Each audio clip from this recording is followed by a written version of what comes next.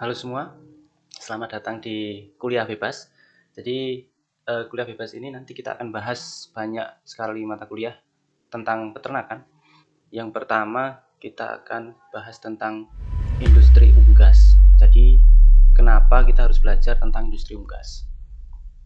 Catatan sejarah menyebutkan Firaun ke-6 atau juga disebut Tutmosis ketiga yang hidup pada abad ke-15 atau zaman Nabi Musa lah ya, abad ke-15 sebelum Masehi atau di zaman Nabi Musa. Dia bilang kalau ada burung agak besar, sejenis burung-burungan, jadi burung agak besar yang hebat sekali. Burung itu mengagumkan dan dia dapat melahirkan setiap hari. Melahirkan di sini berarti artinya bertelur ya. Dan juga bangsa Roma itu membawa burung ini, burung yang sama, itu ke pertempuran-pertempuran mereka untuk meramalkan apakah membawa keberuntungan atau membawa kemenangan atau tidak. Burung ini tahu apa? Burung ini adalah ayam. Ya, ayam. Modern yang saat ini ada itu adalah keturunan dari 4 jenis ayam hutan. Ayam modern yang ada saat ini, yang kita potong, kita masak dagingnya, kita makan dagingnya, atau ayam yang kita ambil telurnya, yang kita pelihara untuk kita ambil telurnya, itu merupakan keturunan dari 4 ayam hutan.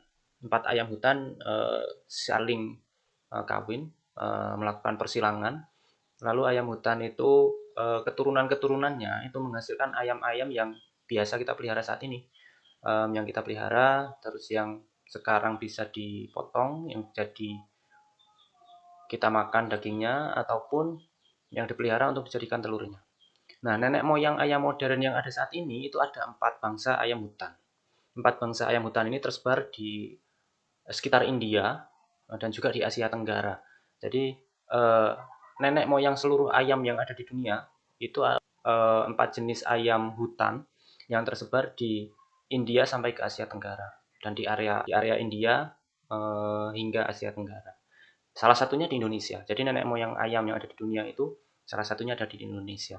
Yaitu ada ayam hutan merah, lalu ada ayam hutan kelabu atau ayam hutan abu-abu, lalu ada ayam hutan Ceylon atau ayam hutan Sri Lanka, juga disebut ayam hutan Thailand.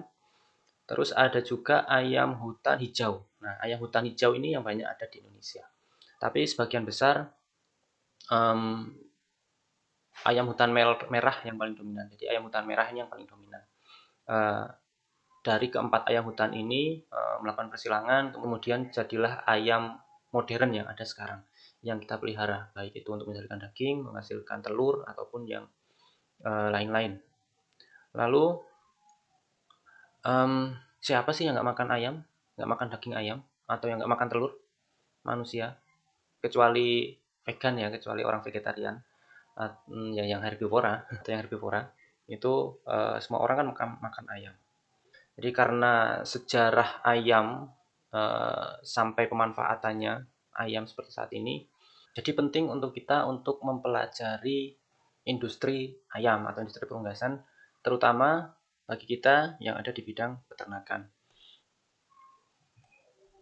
Lalu kenapa kita harus belajar industri unggas, industri perunggasan? Kenapa kita harus belajar tentang industri perunggasan? Jadi yang pertama, saya akan menjelaskan 4 alasan kenapa kita harus belajar tentang industri perunggasan. Yang pertama, kita menjadi tahu tentang salah satu sumber daya pangan yang penting. Salah satu sumber daya pangan yang penting yaitu salah satunya kan berasal dari ayam itu tadi, baik itu telur maupun daging. Lalu ayam salah satu sumber protein utama bagi manusia. Jadi kita jadi tahu karena salah satu sumber protein utama bagi manusia yang murah itu adalah berasal dari ayam atau berasal dari unggas. Jadi, yang selanjutnya itu kita bisa menjadi tahu tentang proses bisnisnya, proses bisnis dari unggas ini mulai dari hulu sampai ke hilir. Karena proses industri unggas ini tidak sederhana. Jadi kalau kita mempelajari tentang industri unggas ini, kita akan tahu proses bisnisnya mulai dari hulu sampai hilir. Lalu yang keempat, kita bisa mempunyai pengetahuan dasar atau basic knowledge untuk bila kita ingin memiliki usaha atau kita mau berusaha di bidang perunggasan. Jadi kita akan punya pengetahuan dasar minimal atau basic knowledge-nya. Nah, yang pertama, unggas ini, terutama hasil yang dihasilkan oleh unggas ini merupakan sumber daya pangan yang penting.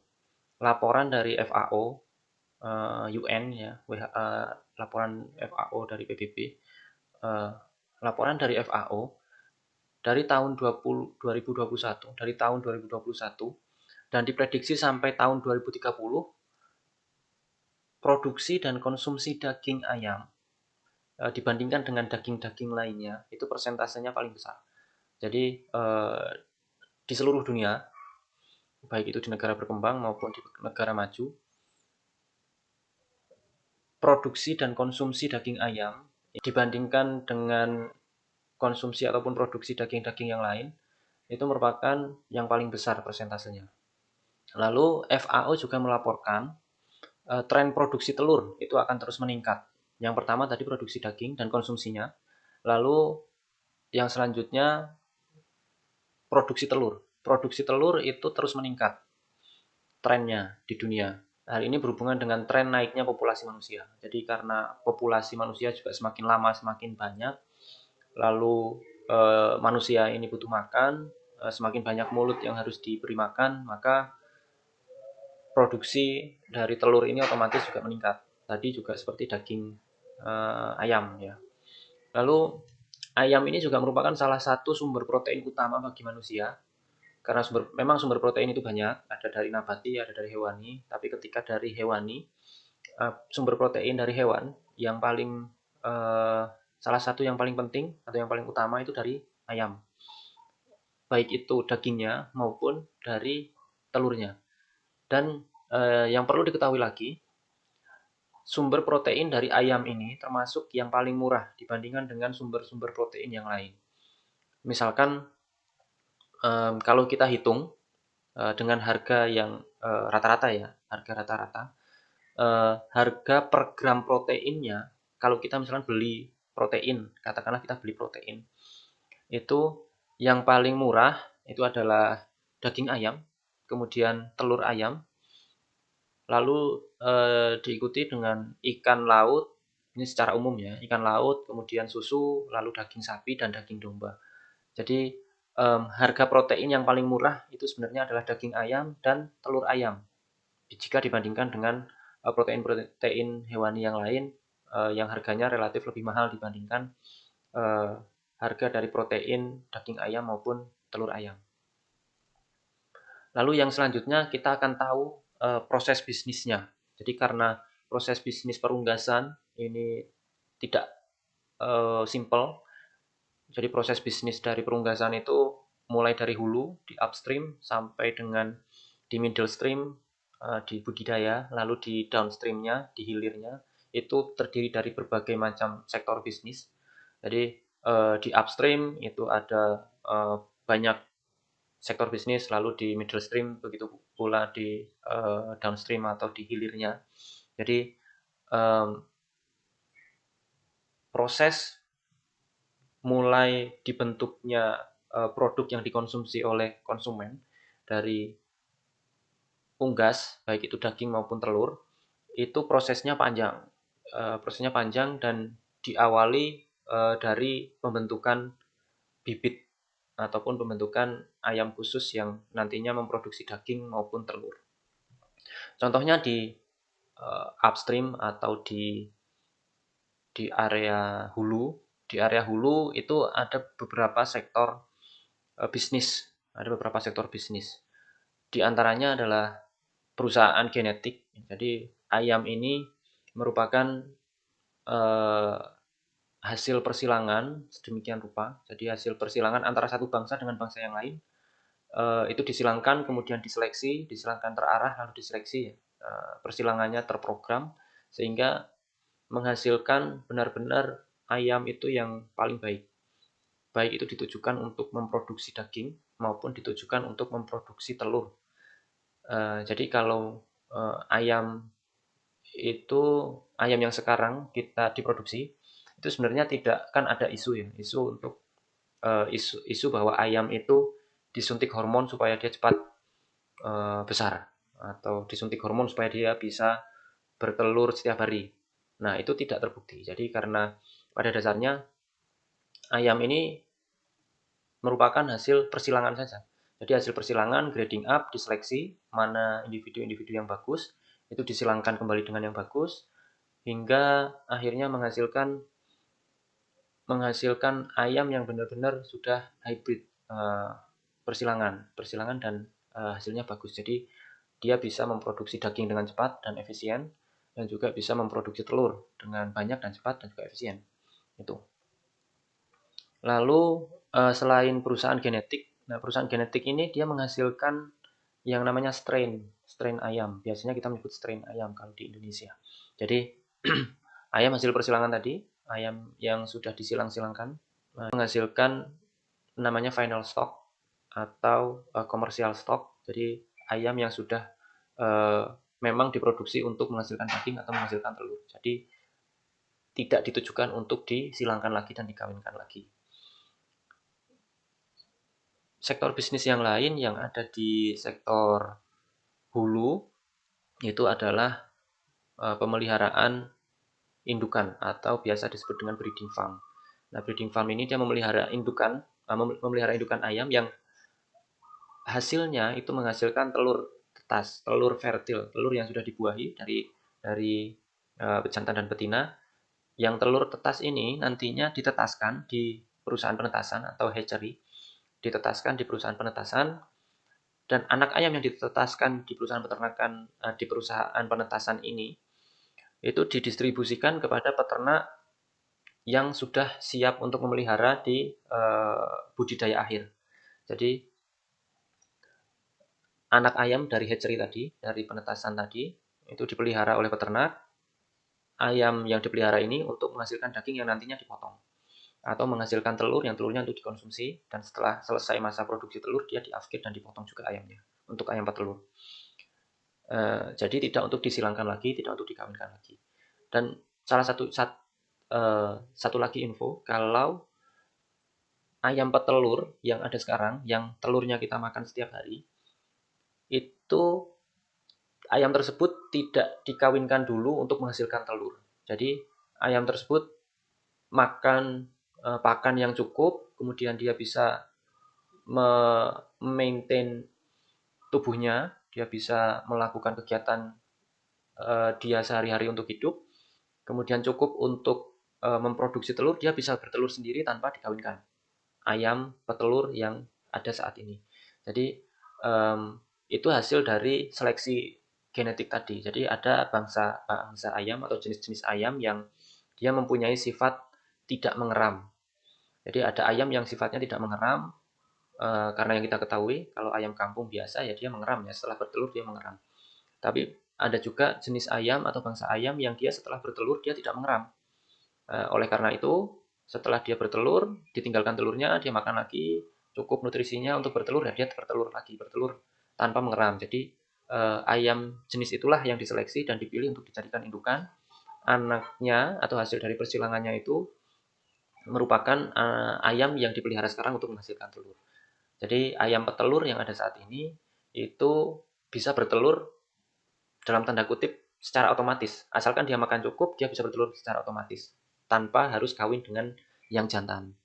Itu. Jadi tadi contohnya ada perusahaan genetik, lalu ada perusahaan breeding farm namanya, itu pemeliharaan ayam indukan yang menghasilkan telur fertil, telur yang sudah dibuahi lalu ditetaskan di perusahaan penetasan. Anak ayam dari hasil penetasan ini dipelihara oleh peternak biasa untuk akhirnya diproduksi menjadi daging maupun telur yang kita makan sehari-hari. Lalu ada juga pabrik pakan, karena kebutuhan pakan kita tahu sendiri, daging ayam yang beredar itu berapa ton per harinya, itu berbanding lurus dengan kebutuhan pakannya. Jadi pakan itu memerlukan pabrik yang cukup mumpuni, ya, jadi harus ada pabrik khusus pakan ayam. Itu merupakan salah satu sektor tersendiri yang cukup besar juga, karena ayamnya sendiri sudah besar, bisnis ayamnya sudah besar, maka sektor pabrik pakan ayamnya ini juga besar. Gitu. Setelah selain pabrik pakan tadi atau feed mill, ada juga sektor bisnis perkandangan dan juga peralatan. Sektor bisnis perkandangan dan peralatan ini merupakan salah satu bisnis di bidang perunggasan yang cukup besar juga. Karena untuk memproduksi ayam jutaan ekor, setiap harinya itu memerlukan teknologi yang mumpuni untuk melakukan pemeliharaan tersebut. Maka ada teknologi untuk di bidang perkandangan dan juga peralatan untuk mendukung jalannya pemeliharaan ayam atau pemeliharaan unggas. Lalu di sektor tengah atau di middle stream itu yang jelas ada pemeliharaan ayam broiler atau ayam, kalau kita khusus bicara tentang ayam ya. Unggas sebenarnya banyak, ada puyuh, ada bebek dan lain-lain, tapi kita fokus di ayam dulu. Kalau di middle stream ini itu ada sektor budidaya ayam broiler atau ayam berdaging dan juga budidaya ayam layer atau ayam petelur. Tadi yang seperti saya sebutkan sebelumnya, setelah tadi telur tetas, telur yang fertil tadi ditetaskan dan menghasilkan anak ayam. Nah, anak ayam ini yang dipelihara di middle stream ini, di proses budidaya ayam broiler maupun proses budidaya ayam petelur. Kalau broiler dia menghasilkan daging ayam, layer dia menghasilkan telur yang setiap hari dimakan. Gitu. Lalu selain itu juga feed mill tadi, pabrik pakan juga karena dia selain menyuplai breeding farm, dia juga menyuplai komersial farm atau di budidaya ini. Jadi dia bisa masuk di sektor midstream juga, middle stream. Lalu sektor bisnis kesehatan hewan atau kesehatan unggas, kesehatan ayam. Di sini ada vaksin, ada desinfektan untuk membunuh bakteri, kuman, dan patogen-patogen lain. Ada juga eh, vitamin misalkan. Nah, itu satu sektor bisnis tersendiri yang juga cukup besar di unggas, di bidang perunggasan. Eh, jadi bisnis kesehatan hewan atau bisnis obat hewan dan juga vaksin itu tersendiri. Termasuk juga peralatan dan perkandangan itu juga ada di sektor middle stream ya, karena untuk memelihara ayam tadi untuk menghasilkan daging dan telur itu juga membutuhkan kandang, membutuhkan peralatan yang di situ ada merupakan sektor bisnis juga tersendiri. Lalu di downstream atau di sisi hilirnya, sektor usaha di bidang perunggasan di sisi hilir itu contohnya seperti RPA atau rumah potong ayam. Jadi eh, broiler atau ayam pedaging yang sudah dipelihara di budidaya tadi, di middle stream tadi, itu dikirim ke rumah potong ayam untuk dia dipotong, kemudian menjadi karkas, menjadi daging, yang itu didistribusikan langsung ke konsumen secara langsung ataupun dijual lagi, didistribusikan ke sektor bisnis lain, misalkan bisnis makanan, makanan ayam goreng misalkan, itu kan dia butuh suplai daging ayam setiap harinya dan jumlahnya juga banyak. Itu ada di downstream atau di hilir. Lalu juga ada pabrik pengolahan daging ayam, misalkan dibuat menjadi nugget ya, chicken nugget, ataupun dibuat menjadi sosis ataupun menjadi bakso ayam. Nah, itu juga di area hilir atau di area downstreamnya itu ada pabrik pengolahan daging ayam. Lalu ada lagi pabrik pengolahan telur. Jadi telur itu bisa dijual langsung kepada konsumen atau bisa juga dia diolah dulu. Jadi telur itu diolah dulu, dipisahkan antara kuning dan putihnya, lalu dijual terpisah dalam bentuk liquid atau dalam bentuk liquid egg. Telur yang sudah liquid, yang siap untuk dimasak, itu ada pabriknya sendiri. Atau dibuat menjadi tepung telur. Atau dibuat menjadi telur itu sudah dimasak, tinggal dimakan. Nah, itu kan ada sektor industrinya sendiri. Itu merupakan contoh beberapa industri di sektor hilir atau di downstream.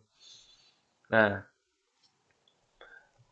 jadi proses bisnis dari sektor perunggasan itu tadi mulai dari hulu.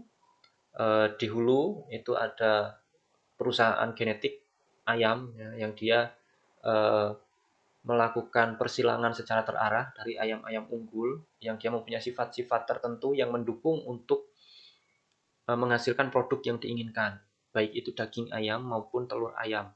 Kalau daging ayam itu diusahakan secepat mungkin dia bisa menghasilkan daging ayam dengan konversi pakan yang sekecil mungkin.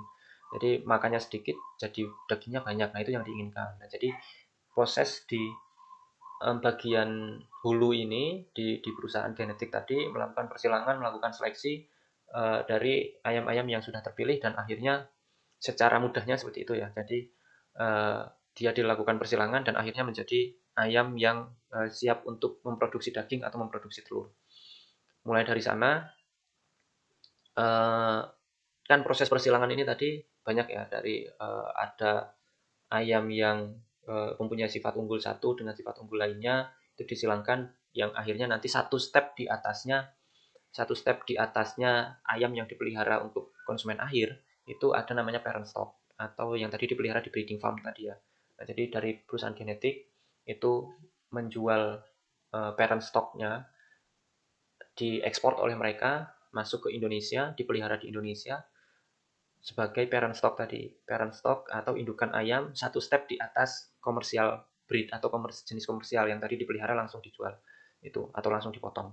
Nah, satu step di atasnya indukan ini ada jantan, ada betina, dia dipelihara di breeding farm, lalu menghasilkan telur yang sudah dibuahi karena ada jantan, ada betina, pasti nanti bisa menetas. Telur yang sudah dibuahi ini ditetaskan di perusahaan penetasan atau di hatchery. Lalu setelah menetas, anak ayam yang kecil ini dipelihara oleh peternak, dipelihara sampai dewasa untuk menghasilkan daging atau menghasilkan telur. Nah, setelah jadi daging atau telurnya sudah bisa dipanen, telurnya ini langsung bisa dijual ke konsumen untuk bikin martabak, untuk bikin Indomie atau diceplok untuk sarapan. Nah, itu langsung ke konsumen.